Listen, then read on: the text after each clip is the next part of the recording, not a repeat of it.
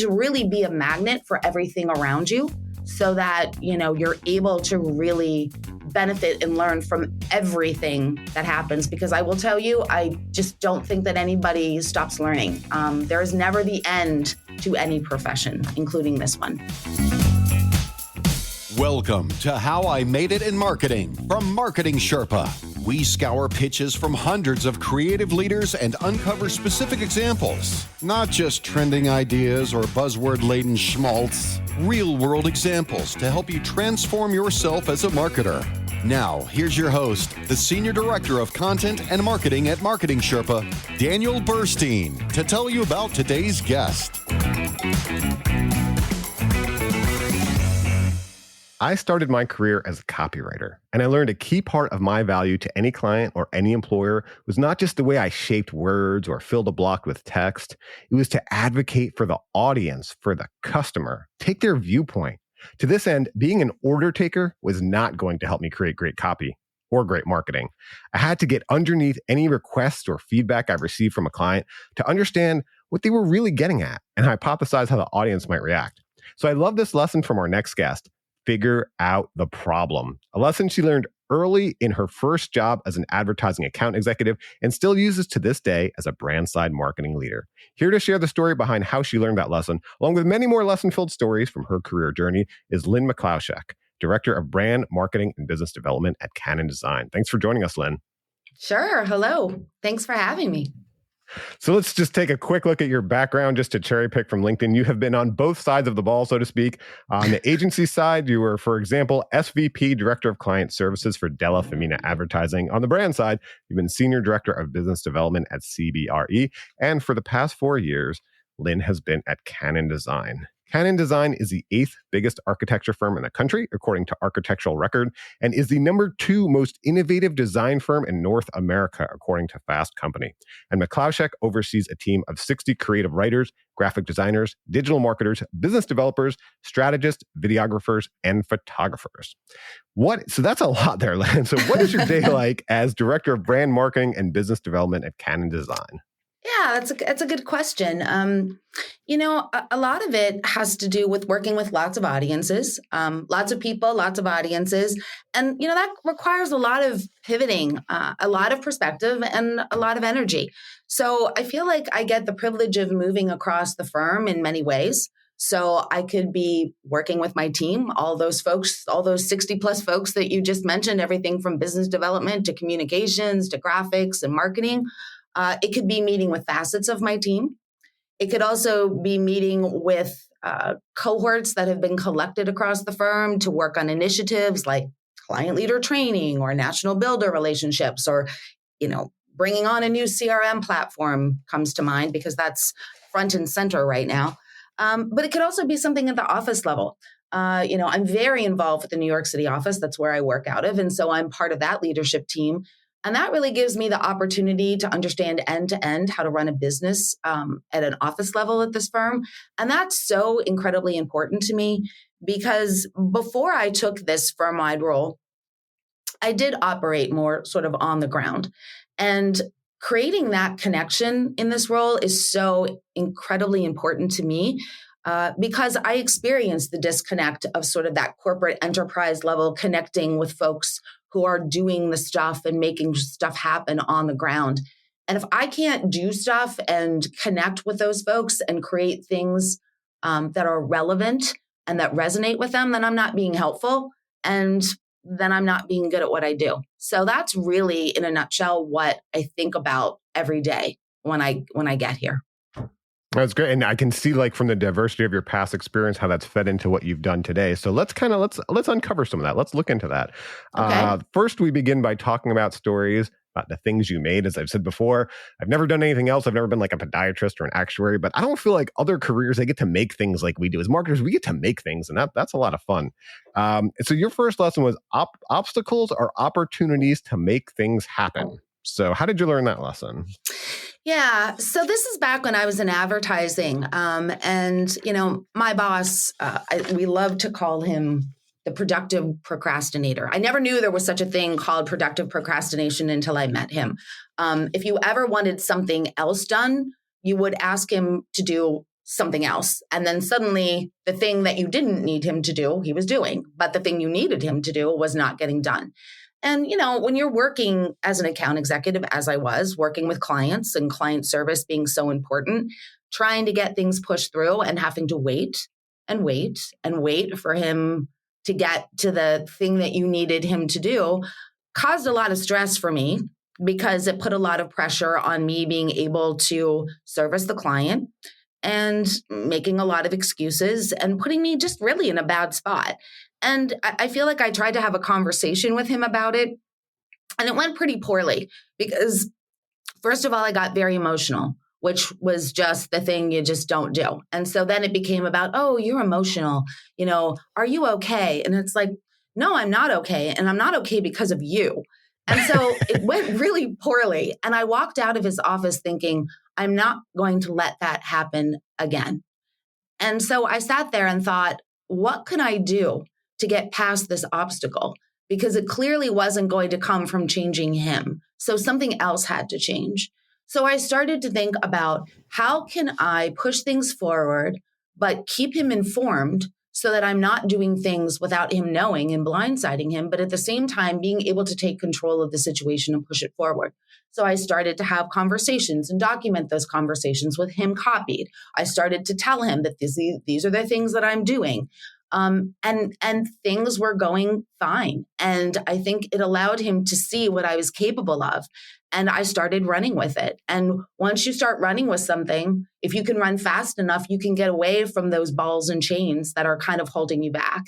And the client was happy. Things were moving forward. They started to see me as being more of a leader. And so did my boss. And really, it changed a lot of the dynamic that was going on in my role, in the agency with my client. And that was incredibly empowering for me. And it started to make me realize that making things happen is a really important part of being a marketer.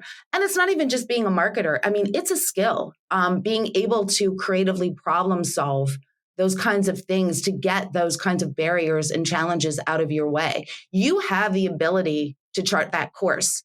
And to wait for others to do it for you is a lost opportunity. So now, there's a lot to unpack. I want to get into the obstacles and opportunities, but you just said two things that jumped out at me that I love. One thing, okay. No, this is fantastic. One thing you mentioned, like he wasn't going to change, so you had to. And this sounds like pretty early in your career. That is a life lesson some people never learn in their entire lives.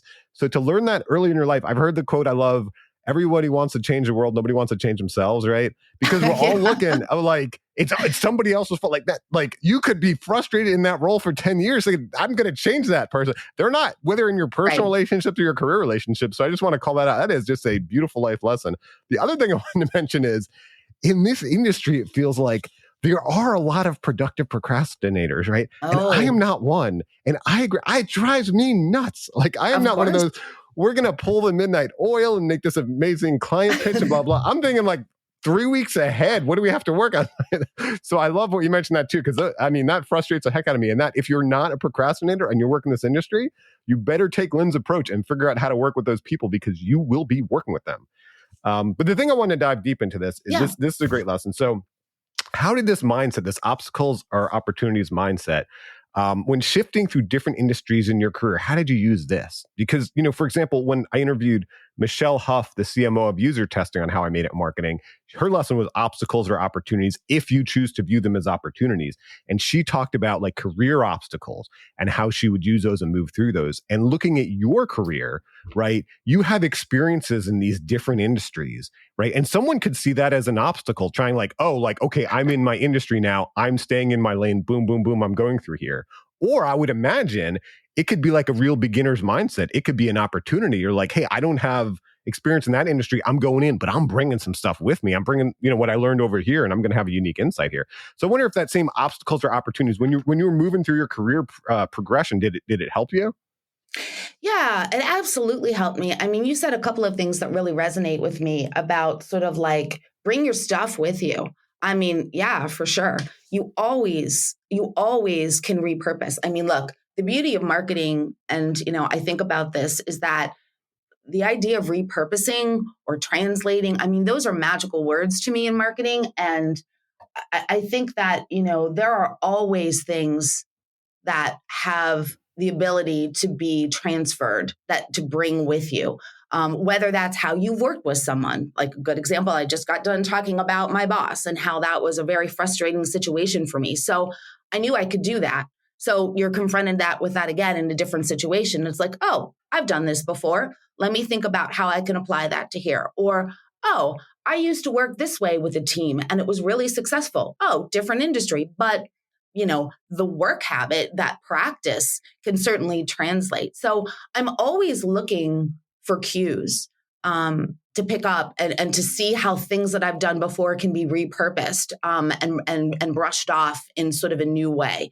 And you learn things because you can either learn that, hey, I thought that would work and it didn't, but with a couple of tweaks, it actually works pretty well. So it's that constant fluidity of what you're doing and to always be brushing up and to always be gathering things, bringing things, gathering things, to really be a magnet for everything around you so that, you're able to really benefit and learn from everything that happens. Because I will tell you, I just don't think that anybody stops learning. There's never the end to any profession, including this one. I love that being a magnet idea. Like we publish case studies at Marketing Sherpa and people love case studies about their industries. I get that, right? But sometimes some people, they're so myopic. They're like, okay, well, I'm in the auto industry, but that auto industry, that was about a parts supplier for new cars, but we're a parts supplier for used cars, so we can't learn from it. And it's like we have published, some of my favorites would be like someone in B2B learning from like a nonprofit or, like something so different because like you said, you have to be a magnet for those ideas. And it kind of brings me to your next lesson of this kind of thought approach we need to take as marketers and way we view the world. It's about why versus why not. So how did you learn that approach and how do you use it? Yeah. So when I moved into, we call it, you're in the agency life, of course, you call it moving to the dark side. But, I moved to the client side and, I was pretty pumped about it. I had done my research. I had actually gotten that job through my experiences on the agency side. So that's a lesson into never burning bridges and to always keeping those connections, right? Coming from the agency side to being sort of on the inside of things, I inherited a marketing department who really didn't understand inherently the importance and the sensibilities of client service because they were internal clients. And so when I was at the agency, you knew that servicing your client was paying the bills, keeping the lights on. And, that's a huge responsibility as an account executive to manage that relationship constantly, to make sure that we're doing the right things for the client, that relationship is secure. Because if you don't have clients, you don't get paid. And then the lights go off and you don't have a job. And that is not what the internal marketing department that I inherited thought. They thought they came for a paycheck. They decided what they wanted to do, what they wanted to spend time on, what they didn't want to spend time on, and then they clocked out. They didn't really have that connection to their internal clients and have that passion to really partner with them.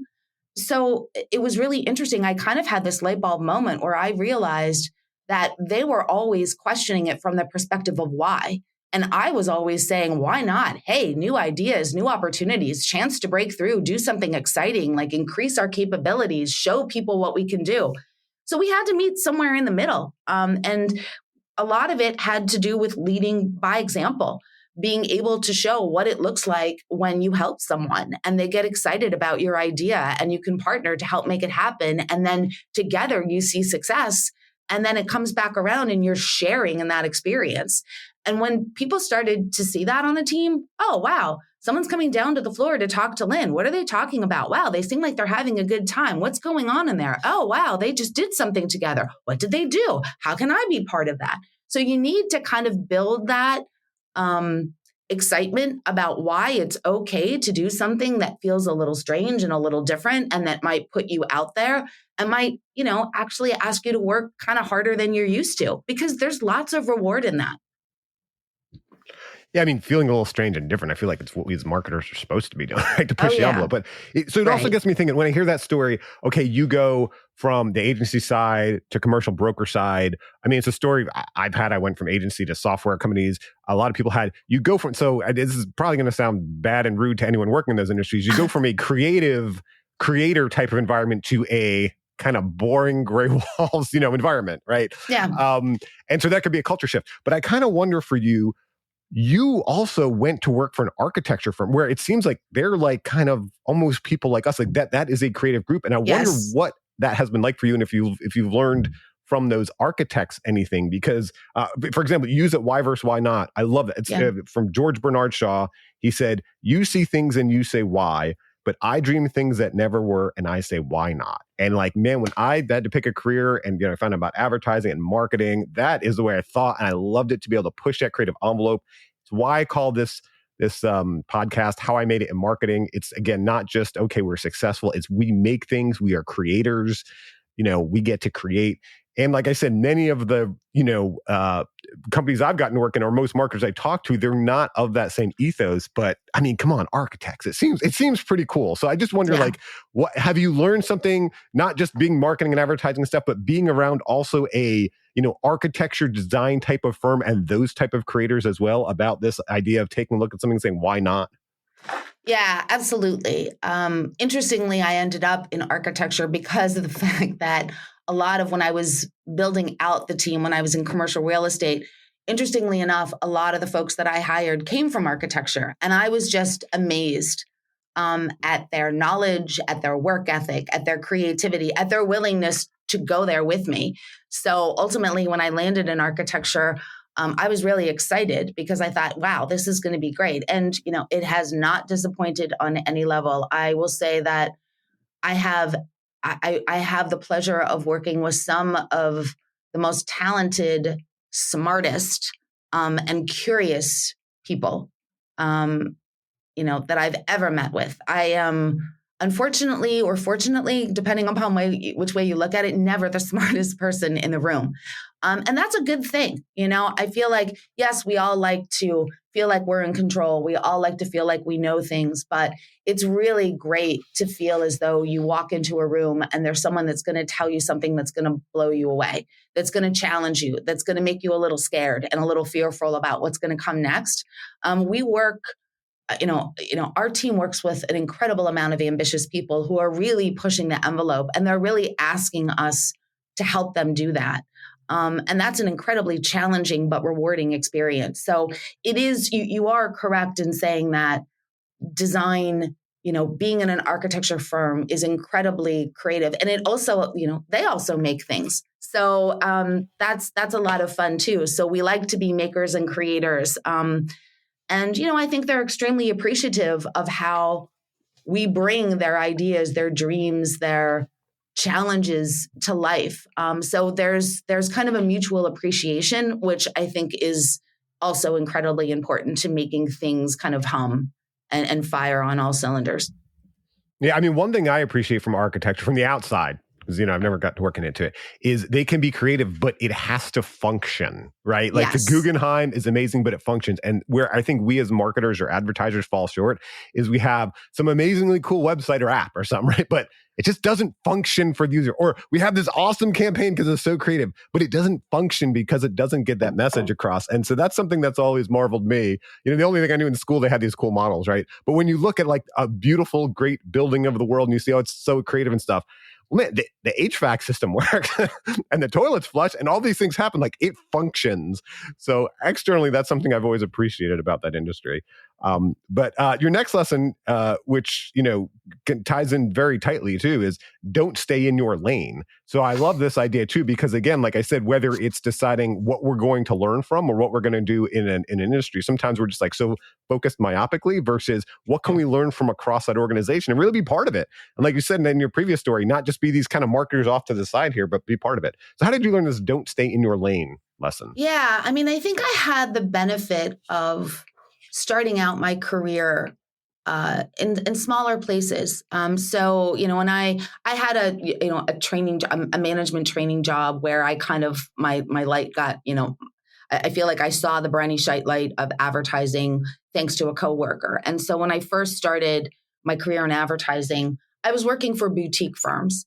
And boutique firms, at the time when I was starting out, lots of hats, right? You weren't, it wasn't like you had the luxury of being able to do just one thing all day. We were operating across the board. And, and I was also very excited about advertising. And so that afforded me the opportunity to really get to understand advertising from end to end.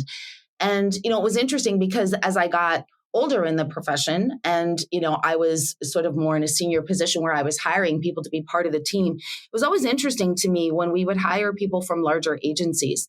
They were very much trained to work in a very specific way, in a very specific lane. And it really kind of freaked them out to work in a smaller agency where they were being asked to do things to step outside of their normal comfort zone. And so I really looked at that and thought, wow, like that's interesting to me, because I never really thought there was that way was the way to work. Like I was brought up in, seek out the things, like learn all of the things that you can do, always show up, because showing up allows you to do so much more. And so I was always, if somebody were to talk about something that they wanted to get done, I was there to think about doing it because I was going to learn. And I think that that's a really important thing to think about as you develop in your career. And it doesn't mean that you have to go off and, okay, now I'm going to be this, or now I'm going to go do that. But that context, I talk about this all the time. Context matters. What you're doing has an impact on what somebody else is doing or what that end product is going to be. And if you understand that, I feel like you can be so much more impactful in what you do because you're understanding the ripple effect, or you're understanding how it builds up to something larger.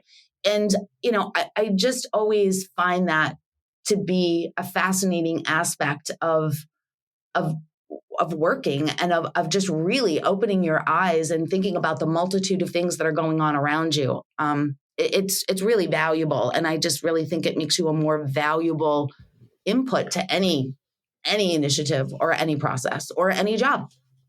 Yeah, no, I like it's funny. I like what you say, but I've worked in a small agency, and when you're about to bring in someone from a big agency, you're excited. You're like, oh, look, we're going to learn from this person. You're like, of course, man, they can't do anything. What do you mean you can't do a comp? Like, are you kidding? So funny. But that gets me thinking. So now, fast forward, you are a leader, right? So is there anything you do with your team to kind of help force them or ask them to get out of their lane, or to kind of get them thinking that way, right? Because, for example, when I interviewed Sarah Benight, Director of Marketing for the Communication Solutions Services line of Stericycle, one of her lessons was find your joy. And I love that, find your joy, because sometimes we just overlook that part. We're focused on KPIs or this or that. And when we're starting out early in our career, at least in this country, like there's no real guidance on what you should do or how you should do it, right? And to find that career that you end up really liking until you dabble. And a lot of people kind of fell into this industry. So I wonder for you, do you do anything specifically with your team to kind of encourage them to get out of their lanes, to experience other elements of the business or the industry or anything, to one, help them find, what they really want to be doing, but also two, to get that context about the bigger picture? Yeah, that's a really good question. And I think as a leader, and this is not just even from a marketing perspective, but any leader needs to realize that there's kind of a responsibility that you have to help people kind of find their passions and experience things. And a lot of times I feel like people figure out what they want to do by experiencing things and realizing, I don't want to do that, right? So I feel like sometimes we have to kind of go through those moments where we experience something and that really wasn't for me. And that's good. I think that it's good to think about, to know what it is that you do like, what it is that you don't like, what it is that you're good at, and what it is that you're not. And I also think that it's really incredible to watch people kind of like, I don't know, like moths are attracted to light. You can sort of see in your people, like what turns them on, what really brings out the best in them. And I think it's just something that I always look for. I always ask about it too, to not just kind of let it happen organically, but to really have open conversations to really understand what people maybe don't understand and need to learn.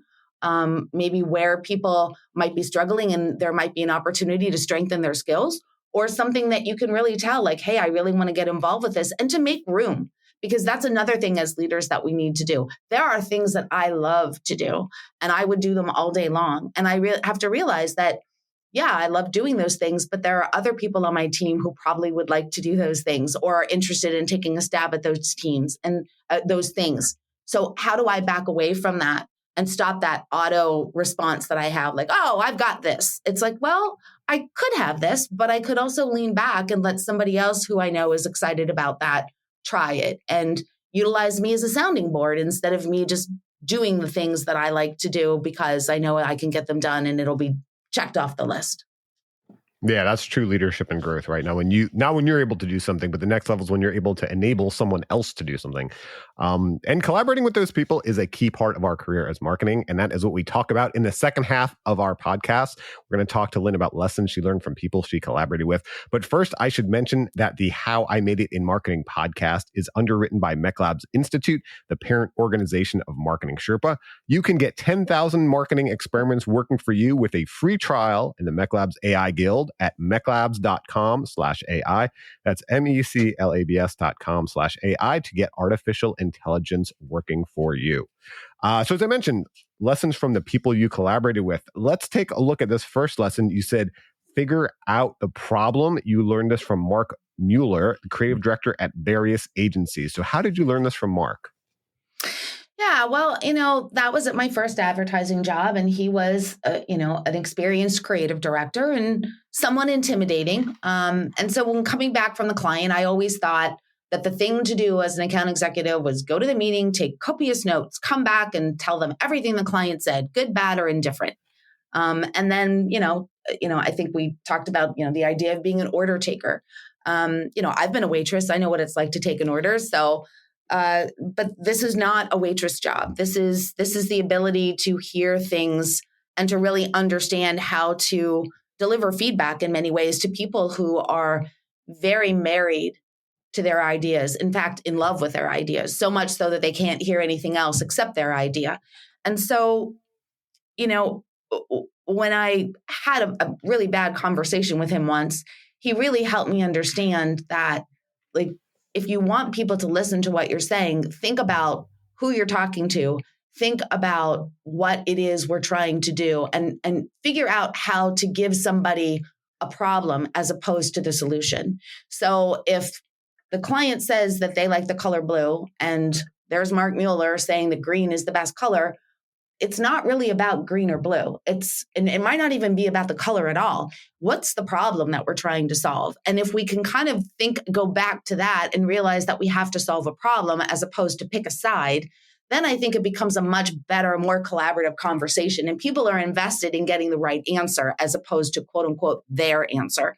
So, having those really tough conversations with very, important creatives in our firm was a tough thing for me to figure out. And I think when I was able to kind of level set and to get people to focus on the problem, then we could have a conversation. And then we could really, again, invest collectively to find the best answer. And, and then it becomes a win-win for everyone. It's not about, oh, the client got what they wanted or, oh, we got what we wanted. It's like, no, we got it right.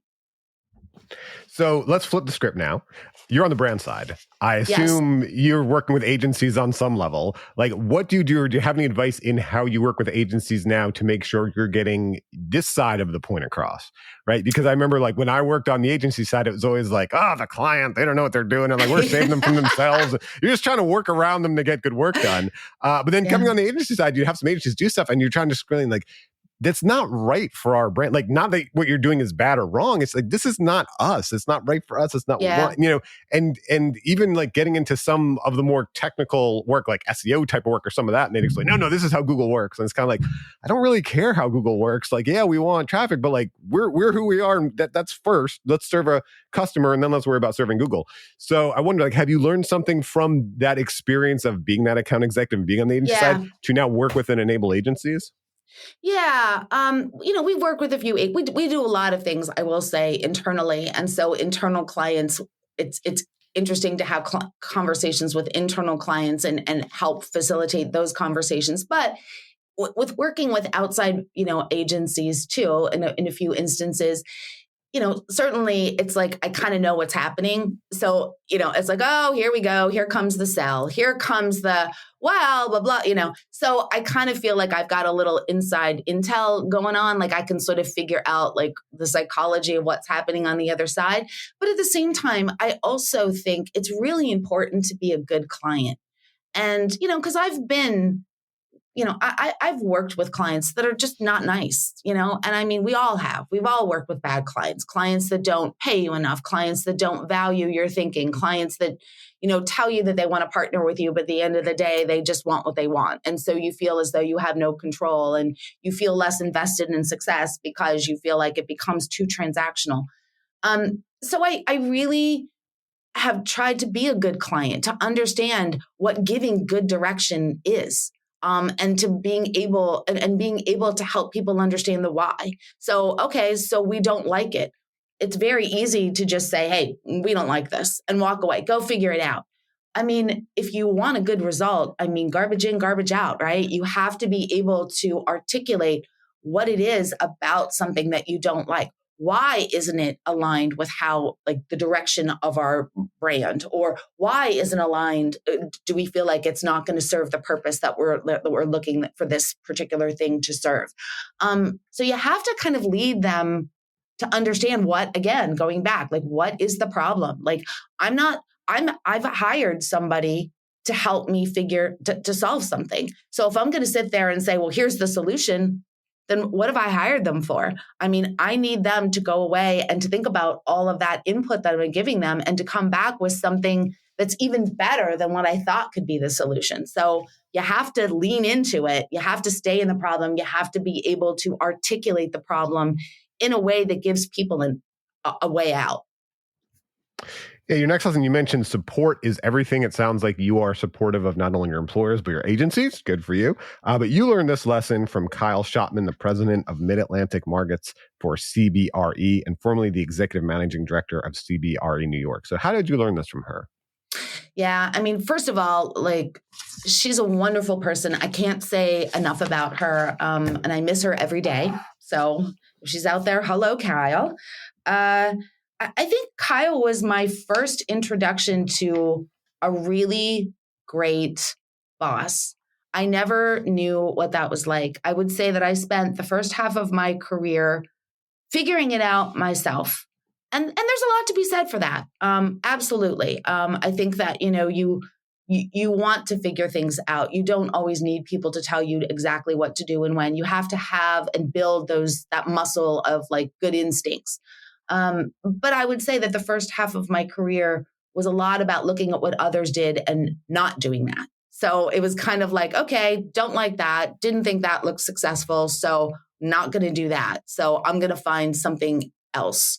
But when I worked with Kyle, I mean, she hired me, first of all, without real estate experience. And, we go back to the idea of fresh perspectives, right? That there are just fundamental things that you learn throughout the course of your career, and you find ways to translate. You find ways to be that magnet, as we talked about, right? To pick up on things and to figure out how they work. So I give her a lot of credit for looking at me and saying, I like this person. I think she could work here. She's going to provide a fresh perspective. She's not going to have all of that sort of real estate, this is the way we do things. She's going to challenge the status quo. And she let me do it. I mean, there's a lot of people who say, yeah, come on, like, you can do your thing. And then they don't let you do your thing. She really hired me as a marketing expert, and she trusted that I was the marketing expert that I said I was. And she gave me that runway. And she gave me that true advocacy, even in the very beginning when things were, a little dicey, like, what is this Lynn doing? Like, do we think she's a good fit? What's going on with her team? Why is she coming up with these sort of things that we've never heard of or never have done before? And I, she was right there beside me to be my advocate. And that was a really, really wonderful thing. And, it filled me with a lot of confidence. It made me more confident as a leader. It made me trust myself more. I feel like those are really, really important things if you want to grow, because you'll take more risks. You won't be afraid to fail if something doesn't go well, because you know that somebody is there and has your back. And I just find that to be a really wonderful lesson that I learned that really makes me very intentional about how I pay that forward with other team members, to make sure that they know that I'm there and that I'm willing to support them, and I'm willing, whether through success, failure, all of those things, because that's really an important part of understanding who you are, what you're capable of. Sometimes your strength is by other people seeing your strength, and when that becomes a mirror to you, it really allows you to push yourself and not be afraid. Yeah, those are the best people to be around, right? The people that see something on us that we don't see in ourselves. Yes. But it gets me thinking too, you talk about her kind of bringing you into this industry into something new, hiring you, kind of taking a chance on you. When you're hiring, when you're looking at hiring, what are you looking for? Because it's always funny to me when I see these job descriptions and the thing they're looking for are things that anyone who's motivated could learn in 2 weeks with an internet connection, how to use analytics or something. But on the flip side, architecture seems like a complex industry. So I don't know how easy it would be to bring someone in from outside the industry and train them up. So, how do you find that balance of, not just looking for these kind of silly qualifications anyone can learn, but at the same time, making sure they can hit the ground running? Yeah. That's a really good question. I feel like that's something that most folks, I would say, in a position to hire people probably grapple with. Institutional knowledge is always a plus. You see somebody that's got, if I'm sitting at, CBRE, I see someone who's got real estate experience. You're like, oh, well, this is good. I won't have to explain all this stuff, and they'll kind of come in, be able to hit the ground running. At the same time, I feel like the gas in that tank depletes quickly. That, there's a law of diminishing returns there, right? Yeah. It's like, that's a plus, and that's an advantage for only a certain amount of time. Because if you hire somebody who's a quick study and has the ability to learn quick and be a sponge, that person at some point is going to reach that level. And so then you're looking at what are those true fundamental skills that are going to relate to long-term success. So I feel like, fundamental skills, like, I love people who are good communicators. I love people who have great energy. I love people who are curious and who ask good questions, and who have a good work ethic. And I would say that when you're having conversations with people, in an interview, you can generally, at least from my perspective, I usually can tell when I'm getting a good hit. Like, oh, I could see this person here, the way that they're talking about things, the way that they're answering questions. I feel a connection. I feel like they get it. And I realize that these are not, I feel like these are not very specific things, but I think as you become a more experienced interviewer, you can really start to have a sense of what someone's giving you in an interview and whether it's something that they think that you want to hear versus what they really truly are. And I get that feeling in my gut, and that's usually what I use. But certainly, you have to look at qualifications, but I'm not looking at institutional experience as like a key thing. And a lot of it has to do with the fact that how I came up. I got into advertising because somebody was willing to take a chance on me because I had energy and I demonstrated curiosity. Someone decided to take a chance on me in real estate because they thought that some of the fundamental skills, the creativity, the writing, the kind of client service that I was doing in advertising could potentially be a good fit and a fresh perspective that would be a poke in the arm to the marketing team at CBRE. So I want to pay that forward. And because I do think that there's a lot of value in bringing people that aren't sort of in it to a new environment because they can see things that maybe others can't because they've been in it for too long. So I get what you're saying here, but just to kind of challenge it and push it a bit for anyone listening who might be able to use something, is there anything like specifically or structurally you've been able to do? Because the things that you mentioned are the types of things that we would all generally agree we would want in an employee. I've seen like tests or different things. So I'll give you one example I used to do, which I loved. When we were hiring for a copy editor, right? The hard thing when you're hiring for a copy editor is you're looking for someone detail oriented, right? And nobody in an interview or a cover letter is going to say, I am not detail oriented. That would be a rare person, right? And so what I used to do is I would put a typo in the job description on purpose. And I would get three Nice. responses I found. Some people would not find the typo in the job description, right? Like I know we're all busy. We don't want to read job descriptions. If you don't want to read a job description, you're not going to want to read the 150-page benchmark report we have. You know what I mean? And you're not going to notice things. So you're not a fit. Then there are the people that would catch the typo, but the way they would communicate it, right? They would come in and they would lay it down on the table and then they'd let me tell you, you need me. You can't even get a job description right. Let's go. Let's start talking about salary. And you'd be like, all right, we don't need that person in there. And then there are the people, I remember like one of the most recent ones I hired, she came in, we had this all great interview. And at the very end, she's like right about to walk. She's like, can I mention something? I hope, I hate to bring this up, but, and I kind of wonder, you might have did this intentionally, but I look here, I just printed out, I circled it for you. You made a little mistake here in the job description. And, I just wanted you to know so you could fix it. And I even thought like, maybe you kind of meant to do that to see if we'd find it. You know what I mean? And that's like, wow, that's who we want. You know what I mean? Because that's what you're going to get in the trenches with people, and you don't want this big ego going around. And the bad copy editor is the one that's pointing at the writers and making them fix it and do it their way versus like, let's collaborate here. And like you talked about, understand context, like have some rapport with the person on the other side of things and something like that. So that worked for me. I just wonder, like, has there been anything? I mean, hiring is so hard. It's so hard to guess if people have those types of values and kind of abilities that you talk about, and that's part of their nature. Has there been any little, I don't want to say tricks, but any techniques you've been able to use with your team to kind of help you get a better feel for that? Yeah, I tell you, I liked yours a lot. I'm a stickler about. Well, now you can't apply for copy editor because you'll know the trick. So yeah, I'll know the trick. But yeah, the see something, say something thing is great. I mean, there are specific times where asking for samples is always interesting to me because it creates an understanding of how that person puts things together. So I feel like sometimes when we're hiring, it's kind of, I think to myself, we should really be asking them to, I look for things in cover letters. I love to read cover letters. I love to read, again, samples of work because it helps me understand what people think. And it's an opportunity to get them to talk about their work and to hear how they talk about their work, which is great.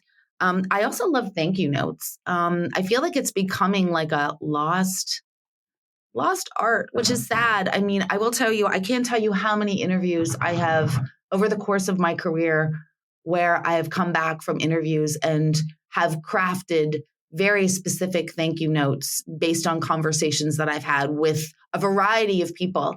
And, sometimes it goes over, sometimes it doesn't, but I am a keen appreciator of that. I'm a keen appreciator of thank you in general as the two most powerful words in any language. But what I loved is when I got hired at CBRE, every person that I interviewed with commented on my thank you note. And I was like, yeah, that's cool. That's cool. It served its purpose. So for those of you out there who don't think thank you notes matter, I think they do. So I assume it wasn't just that you wrote a thank you note. It must have been something you said in there. Yeah. Like in other words, everyone had connected with one another to say, oh, I guess, like, did you get a thank you note from the candidate? And it turned out to be a very different thank you note than the other person had gotten. So they realized that I had taken the time to draw upon the insights that I had gotten in the interview to create a thank you note that resonated with them specifically. And so as they were comparing notes, they realized that this person went to the trouble of actually not just, thank you very much. It was a pleasure speaking with you. Looking forward to hearing from you soon. Bye now.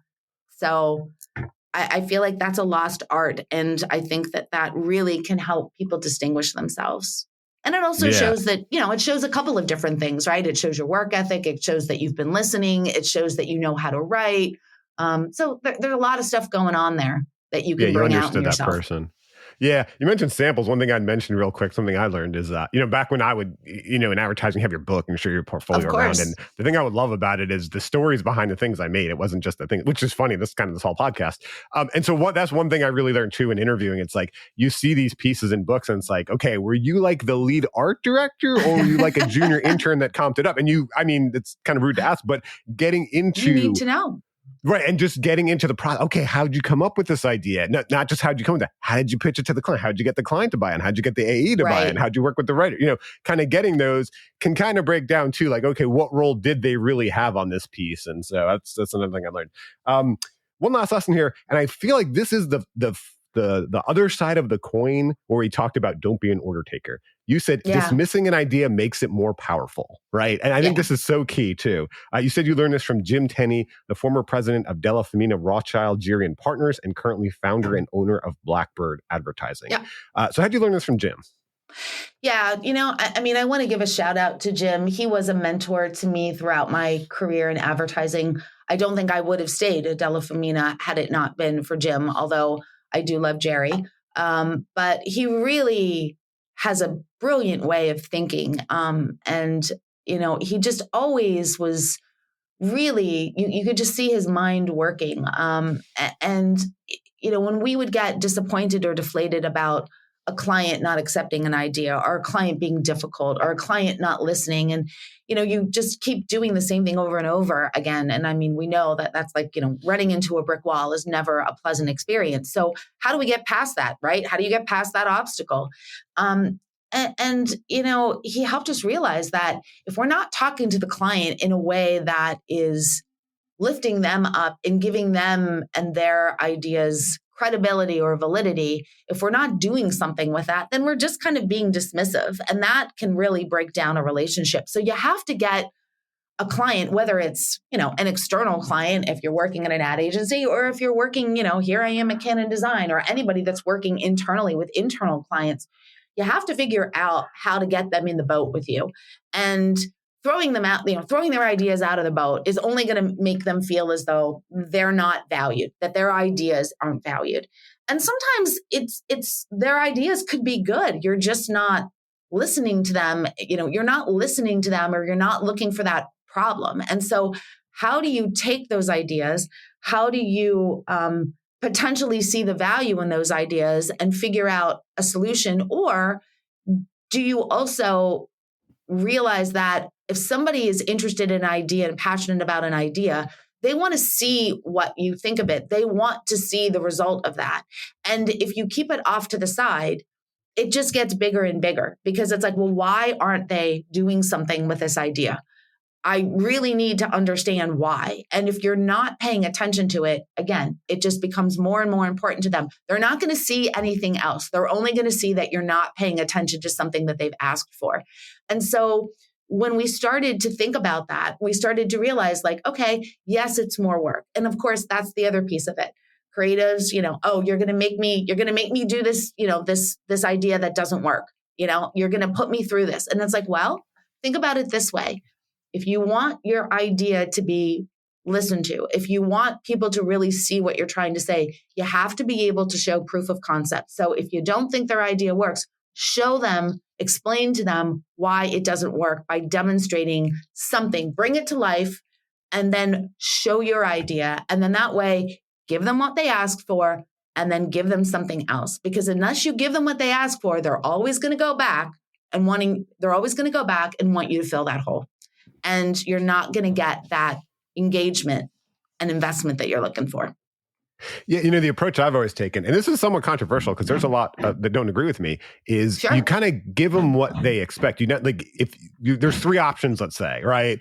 And there's got to be one that they expect in there, and then there's the one that or two, few that you really want and you want to sell. And some people are like, no, the client will buy the wrong one. They'll go with the wrong one, right? But that's part of pitching, right? Pitching is a core thing we do, and so you have to take them from where they are to where they should go. Like a famous thing in public speaking, Nancy Duarte, that great, teaches about public speaking. If you've ever seen her teach about like the MLK speech, I have a dream. She talks about you're taking people from where they are to where they need to be.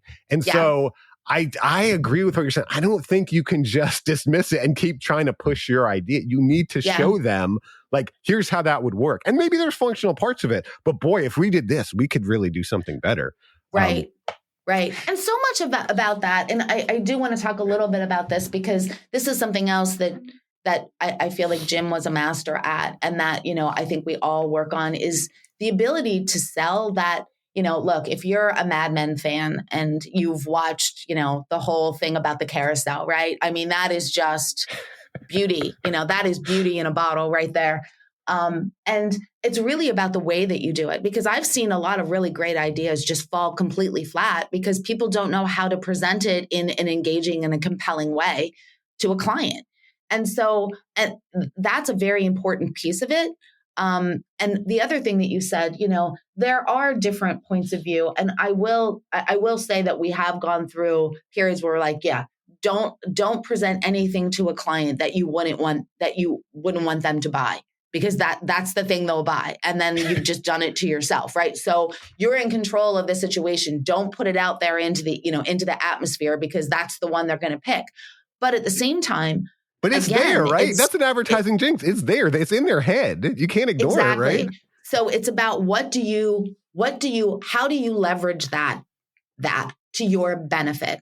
Yes, they are going to expect you to come with X. And so how can you build off of that to show them that you could have so much more? And this is why. And that becomes part of the sell. That becomes part of that story that you're helping to build so that the client sees it too. So, I mean, that's part of the magic, quite honestly. And you're not always, and look, we know, I mean, how many things can you put, everybody wants something for their portfolio, and we all hope for those portfolio shows, right? pieces.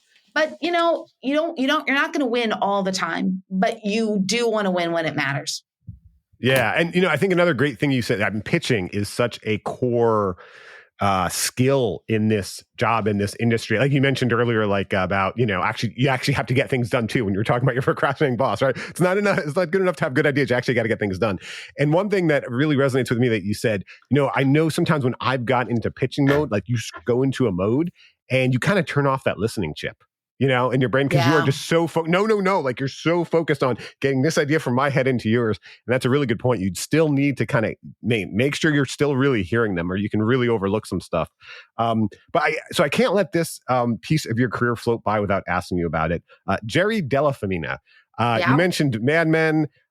He's, I think, considered one of the original Mad Men. There are a few bold-faced names in this industry. That is one of them. So let me ask you, getting to work with Jerry Delafemina, was there anything specific you took away from that and learned from that? I mean, that is an up close look at a legend, for lack of a better word, and I didn't use that lightly. Yeah. It was really a privilege to work with him. He's an extraordinary person, and he's a very human person in some ways. I never realized that he was actually very much an introvert. And that was always, and that's always intriguing to me. You find out a lot of folks who are sort of these larger than life, iconic people. Actually, that's a different version of them. And they have a different, so that was always interesting to me, especially because when we would meet with clients or I would talk to people about what I did and I would mention Jerry's name, they're like, does he come to the office? Yeah. And I'm like, yeah. Does he go to meetings? Yeah.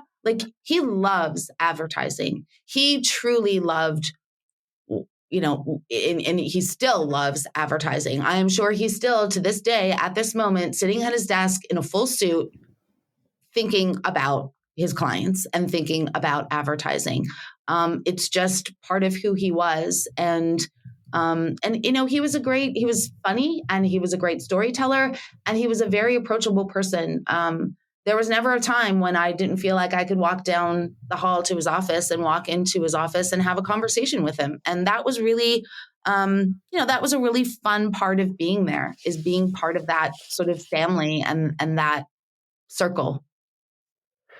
So I just love that you mentioned that he was introverted, because I'm hugely introverted. I've talked about this before.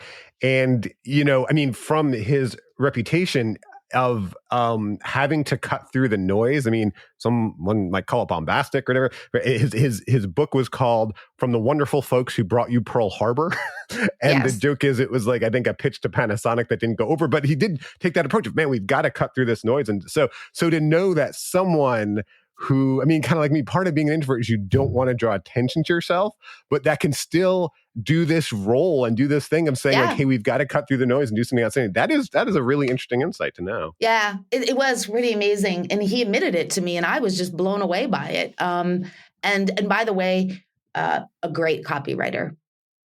Yeah. Great copywriter.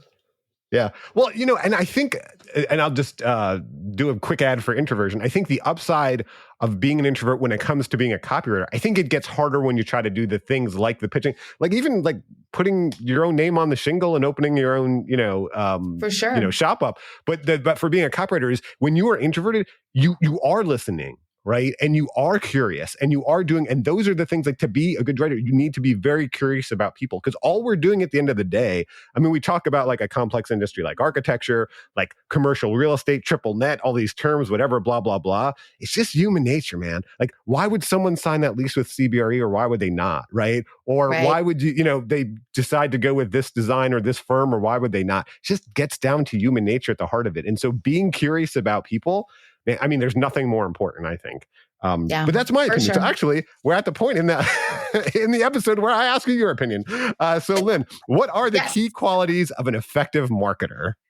Yeah, well, there's a ton, and I'm sure everyone has something to say about this. What came to mind for me, or it comes to mind for me, is just so much is about knowing your client.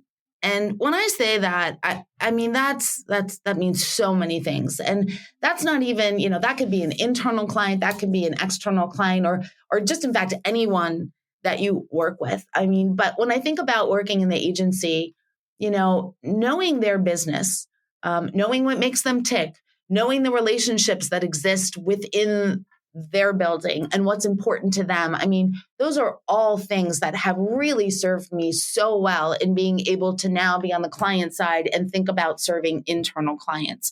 So, it's just, you always kind of have to be one step ahead. I mean, we always used to talk about that. You have to know what the client needs before they know that they need it. I mean, that is what is going to keep that relationship going and keep that business in your agency. So always think about that.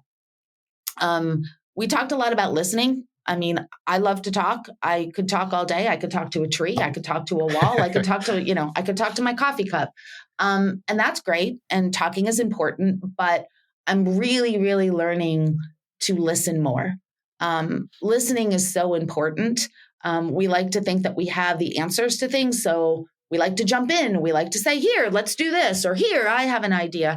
And sometimes it really is beneficial to really listen and to listen to what's not said.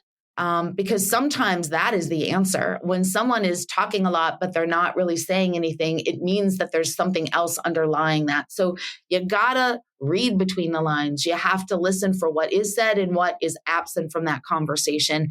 I mean, it really helps, I think, to sort of take that step back. And to because a lot of times things will bubble up to the surface if you give them the room to get and give them the time to have that life, as opposed to always trying to jump in and solve things quickly. Synthesizing and summarizing is something I want to talk about because I feel like there's a lot of folks who say a lot of stuff, and then when it comes right down to it, well, what does it boil down to? Where's the funnel? And I think having that funnel, being able to listen to a lot of stuff, listen to a lot of people talk about a lot of things, and then being able to say, well, to sum it up, it's about this, this, and this. That is something I learned in advertising as an account executive, going to a zillion meetings and trying to help summarize everything that happened and to deliver it back to the agency so that they understood what we needed to do. That is something that's a skill. And I didn't realize it was a skill until I left advertising. And even the ability to do that on the fly. I had people, like I would come out of a meeting and say, well, it's clear to me, we need to do blah, blah, blah. And somebody would look at me and be like, how did you figure that out? So I feel as though having that muscle is really helpful. And then, at the end of the day, it's about getting it done. I am all about ideas. Don't get me wrong. Love ideas all day long. And I feel like I can come up with a fair share of them, but I also know that ideas are ideas unless you're able to wrestle it to the ground and make it happen. So, and sometimes getting it done, honestly, can take just as much creativity as actually coming up with the idea, because you have to figure out, what do you have to navigate? What resources do you need? What challenges are in front of you? And that, again, is a skill, because there's a lot of people that don't really know how to get things done. And I didn't realize that was a skill either. And so the ability to do that is should not be ignored on any level, because there's a lot of reward in being able to take something that's big and hairy and exciting, but challenging, and figuring out how to break it all down into and create that path and forge that path and get people on your side to help push and drive it to the end result. Yeah, a lot of super creative ideas that never happened. When you mentioned listening, it really strikes me. Have you, as you've become a leader, had to kind of train yourself to hold back in meetings so you don't kind of dominate it? Because you strike me as such a quick-witted person who you've always got something good to say right in the moment. But once you're the leader, if you're not careful, you're just going to dominate everything. Have you do you bite your thumb, or what do you do you have to pull back? Yeah. I have, I actually learned I'm not going to take credit for this, but because I'm still learning and because it continues to be something I work on, I'm going to tell this tip that now in sort of this world that we're sort of in more of this virtual world, folks have learned to put themselves on mute so that they're being conscious of coming off mute to say something, so that it eliminates that immediate, I'm just going to start talking and everybody is going to be like, oh, Lynn is talking. So now I'm going to sit back and listen to what she has to say. So we just had a discussion about that in a webinar at our firm, about the idea that leaders don't have to talk first. Leaders don't have to talk the most. And in fact, maybe we should think about talking last and giving others room to have that diversity of ideas, and to give people who otherwise may feel intimidated when somebody takes over of inserting themselves into the conversation. So I will say that I have not mastered it. I'm definitely going to try the mute idea. And I think it's just being more intentional about, what am I trying to accomplish here? And what am I doing to help my team thrive? And me always having the answers is not always the best solution. Well put. Well, Lynn, I am shamefully bad at thank you notes, but here's my kind of audio thank you note to you. I really appreciate you taking all this time to prepare for this, to share all your lessons from your career journey with us. Thank you so much. It has been a pleasure. No, it's been absolutely great. And now I feel pressured to write you a very thoughtful thank you note after this is over. Oh boy, I can't wait. So, and thank you to everyone for listening. I wish I could write thank you notes to every single listener as well. Thank you to everyone for listening. Thank you for joining us for How I Made It in Marketing with Daniel Burstein. Now that you've gotten inspiration for transforming yourself as a marketer, get some ideas for your next marketing campaign from Marketing Sherpa's extensive library of free case studies at marketingsherpa.com. That's marketingsherpa.com.